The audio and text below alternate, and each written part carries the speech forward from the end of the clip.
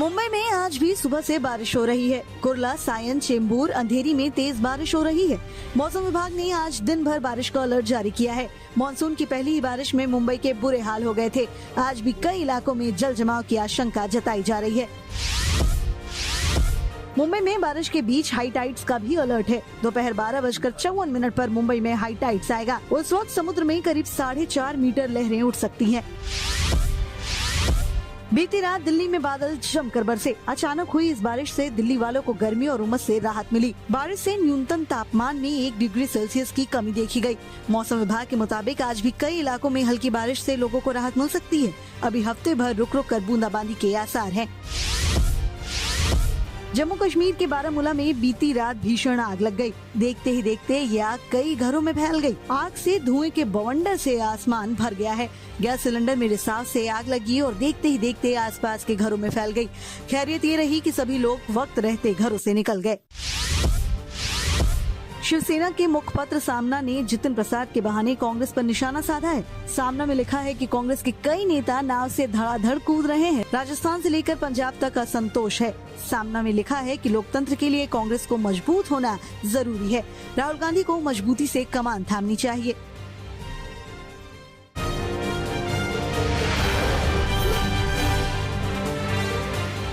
UP में सियासी हलचल जारी है। आज सीएम योगी आदित्यनाथ पीएम मोदी से मुलाकात करेंगे। कल योगी ने अचानक दिल्ली के 2 दिन के दौरे का कार्यक्रम बनाया, जिसके बाद वो अमित शाह से मिलने पहुंचे, जहां करीब 1.5 घंटे लंबी मुलाकात चली। वहीं इस बीच बीजेपी अध्यक्ष जेपी नड्डा ने पीएम मोदी से मुलाकात की। वहीं आज योगी पीएम मोदी के अलावा जेपी नड्डा से भी मुलाकात करेंगे। बताया जा रहा है कि योगी की बीजेपी के बड़े नेताओं के साथ बैठक के दौरान उत्तर प्रदेश चुनाव की रणनीति बनेगी। इसके साथ ही यूपी संगठन और मंत्रिमंडल विस्तार पर भी चर्चा हो सकती है। अमित शाह से मुलाकात कर लौटने के बाद मुख्यमंत्री योगी से मिलने दिल्ली के यूपी सदन में जितिन प्रसाद और सत्यपाल सिंह पहुंचे। जितिन प्रसाद हाल ही में बीजेपी में शामिल हुए हैं। उधर एनडीए की सहयोगी पार्टी अपना दल की अध्यक्ष और पूर्व केंद्रीय मंत्री अनुप्रिया पटेल भी अमित शाह के आवास उनसे मिलने पहुंची। अनुप्रिया पटेल ने गृह मंत्री अमित शाह के साथ यूपी चुनाव, गठबंधन और कैबिनेट विस्तार पर चर्चा की। सूत्रों की माने तो अनुप्रिया पटेल को मोदी मंत्रिमंडल में मंत्री बनाया जा सकता है। पंजाब में कांग्रेस के कप्तान सीएम अमरिंदर ही होंगे। कांग्रेस की 3 सदस्यीय कमेटी ने अपनी रिपोर्ट आलाकमान को सौंप दी है।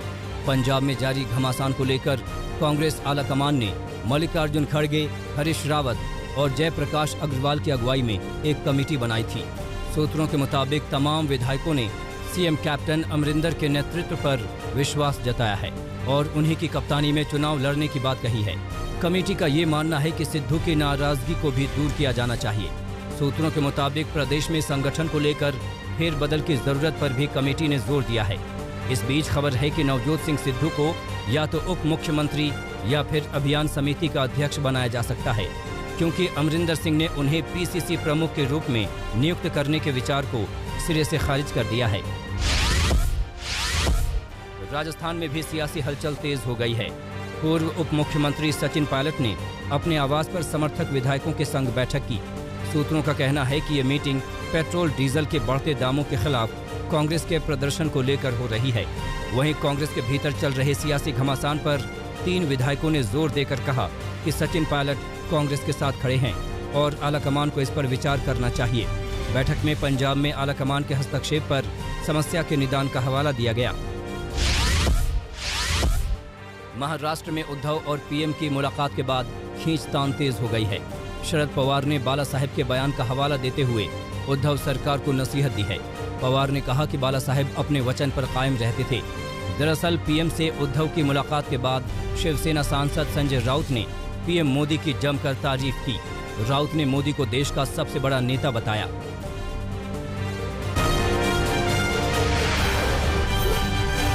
ब्रिटेन के कॉर्नवाल में आयोजित किए जा रहे G7 सम्मेलन में हिस्सा लेने के लिए प्रधानमंत्री बोरिस जॉनसन ने प्रधानमंत्री नरेंद्र मोदी को आमंत्रित किया है।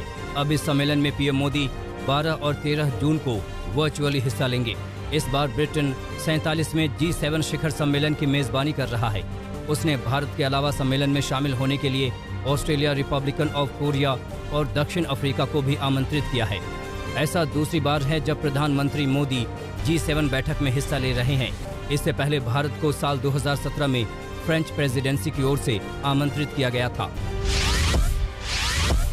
दिल्ली में पिछले 24 घंटों में कोरोना के 305 नए मामले सामने आए हैं, जबकि 44 लोगों की मौत हो गई है, जिसके बाद कुल संक्रमितों की संख्या 14,30,433 हो गई है। वहीं सक्रिय मामलों की संख्या 4,212 हो गई है।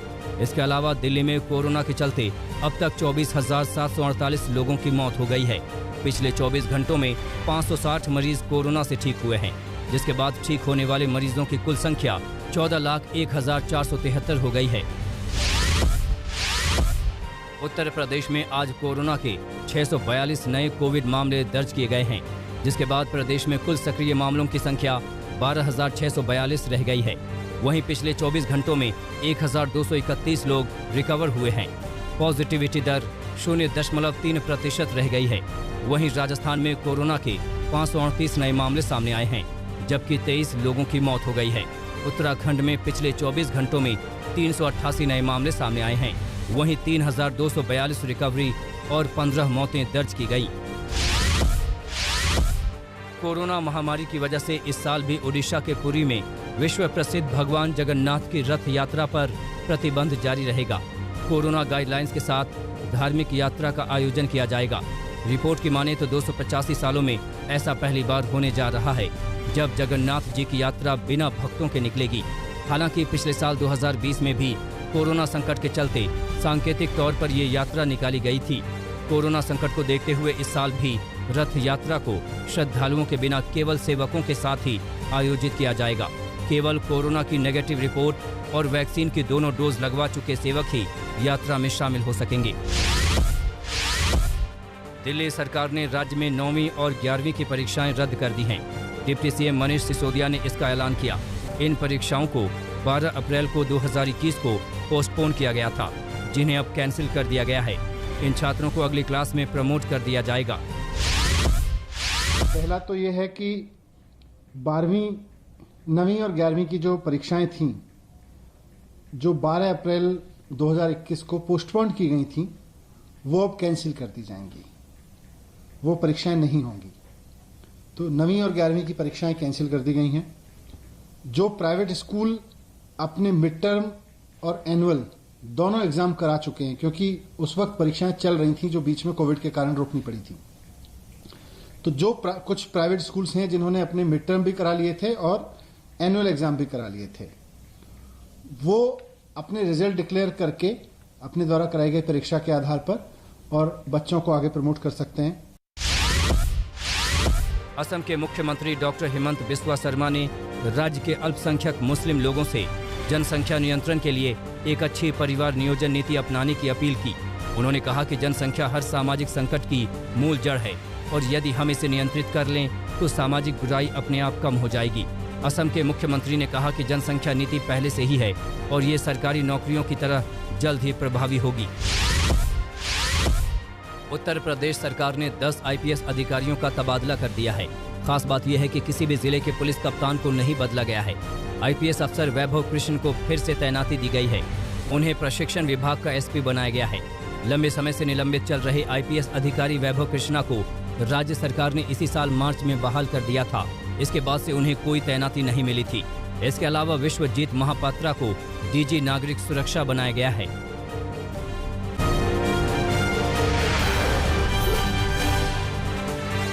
कानपुर सेंट्रल रेलवे स्टेशन पर 16 नकली टीटीई को गिरफ्तार किया गया है। कानपुर जीआरपी की माने तो देहरादून का एक शख्स टीटीई बनकर कानपुर सेंट्रल पर 2 जून से काम कर रहा था। जब जीआरपी ने इसे पकड़ा तो मालूम चला कि ऐसे और लोग हैं जो नकली टीटीई बनकर काम कर रहे हैं। पूरे मामले की पड़ताल की गई तो खुलासा हुआ कि रुद्र प्रताप नाम का एक आदमी गिरोह चला रहा है जो लोगों को 5 से 15 लाख रुपए लेकर टीटीई का ज्वाइनिंग लेटर देता है। पुलिस अब आगे की तफ्तीश कर रही है। ग्रेटर नोएडा में बच्चों के विवाद में बड़े आपस में भिड़ गए और इस लड़ाई में एक बुजुर्ग को गोली मार दी गई। मामला थाना कांसना क्षेत्र के चीरसी गांव का है। जानकारी के मुताबिक यहां मामूली विवाद में बच्चों की लड़ाई हुई थी, मगर बीच में बड़े आ गए। मामला खूनी हो गया और एक पक्ष ने दूसरे पक्ष के बुजुर्ग को गोली मार दी। बुजुर्ग को अस्पताल में भर्ती कराया गया है, जहां उनका इलाज हो रहा है। वहीं पुलिस ने गोली मारने वाले आरोपी को गिरफ्तार कर लिया है। पश्चिम बंगाल के नादिया में एक पुलिसकर्मी पर जानलेवा हमला हुआ। पुलिसकर्मी अपनी पत्नी के साथ शाम को घूमने निकले थे, तभी बदमाशों ने पेट्रोल पंप के पास उन पर गोलीबारी की। मामला छपरा थाना के अंदुलिया का है। गोली मारने के बाद बदमाश फरार हो गए। वाराणसी में एक नाबालिग से गैंगरेप का मामला सामने आया है। मामला बड़ा गांव थाना क्षेत्र के भरतपुर का है। आरोपों के मुताबिक 16 साल की लड़की के साथ गांव के ही 3 लोगों ने रेप किया। आरोपों के मुताबिक तीनों आरोपियों ने लड़की का अश्लील वीडियो भी बनाया और धमकी दी कि अगर उसने किसी को बताया तो वीडियो वायरल कर देंगे। पुलिस ने आरोपियों के खिलाफ केस दर्ज कर लिया है और आरोपियों की तलाश में जुट गई है। ग्रेटर नोएडा पुलिस ने समाजवादी पार्टी के नेता के भाई की हत्या के मामले में बड़ा खुलासा किया है। पुलिस के मुताबिक 9 मई को पैसे के लेन देन में एसपी नेता के भाई दिनेश भाटी की हत्या की गई। पुलिस के मुताबिक दिनेश भाटी ने अपने दोस्त के साथ मिलकर बाइक बोट कंपनी में पैसे लगाए थे। जब मुनाफा नहीं हुआ तो दोनों के बीच विवाद हुआ और दिनेश भाटी के दोस्त ने अपने दोस्तों के साथ मिलकर दिनेश भाटी को गोलियों से छलनी कर दिया। पुलिस ने हत्या के इस मामले में 3 लोगों को गिरफ्तार किया है।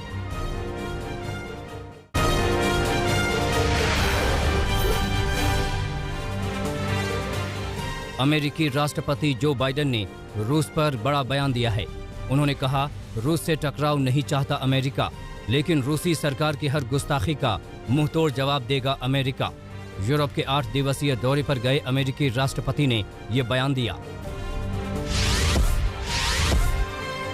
अमेरिकी राष्ट्रपति जो बाइडेन और रूसी राष्ट्रपति व्लादिमीर पुतिन के बीच 16 जून को होने वाली मुलाकात की जगह की जानकारी सामने आई।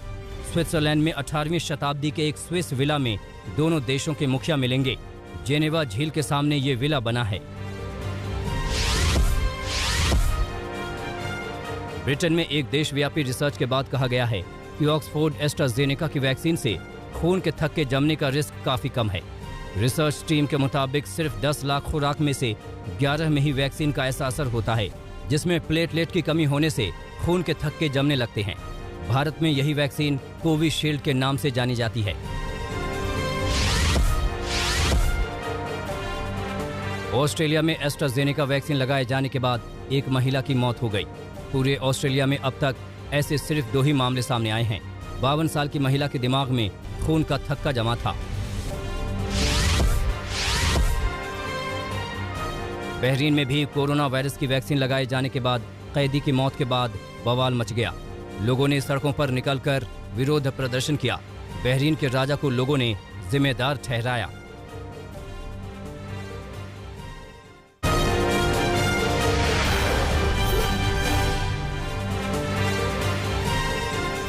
भारत, अमेरिका, रूस, फ्रांस के बाद अब अर्जेंटीना और स्पेन ने भी कोरोना वैक्सीन पर मौजूद पेटेंट को खत्म करने की वकालत की। अर्जेंटीना के राष्ट्रपति ने कहा, दुनिया भर में 90% वैक्सीन पर 10 देशों का कब्जा है। हांगकांग में 12 साल से 15 साल के बच्चों का शुक्रवार से वैक्सीनेशन शुरू हो रहा है। हांगकांग के 2,40,000 बच्चों को फाइजर और सिनोवैक वैक्सीन लगाई जाएगी। दुनिया में कोरोना के मामले 17 करोड़ 52 लाख के पार हो गए हैं। अब तक 37,78,000 से ज्यादा लोगों की इस महामारी से जान चली गई है। 15 करोड़ 87 लाख से ज्यादा कोरोना को मात देने में कामयाब हुए हैं।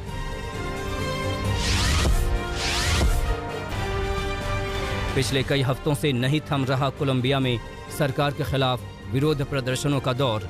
सरकार की नीतियों के खिलाफ हो रहे विरोध प्रदर्शनों में अब तक 21 लोगों की जान चली गई।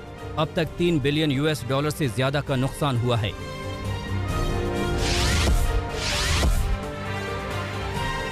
मध्य पूर्व देशों से बिगड़ते रिश्तों के बीच इजराइल को जर्मनी में बने 4 जंगी नौसेना के जहाज मिले। हाल के दिनों में इजराइल के तेल के कुओं पर लेबनान और ईरान से मिल रही धमकियों के बाद ये खरीद महत्वपूर्ण मानी जा रही है।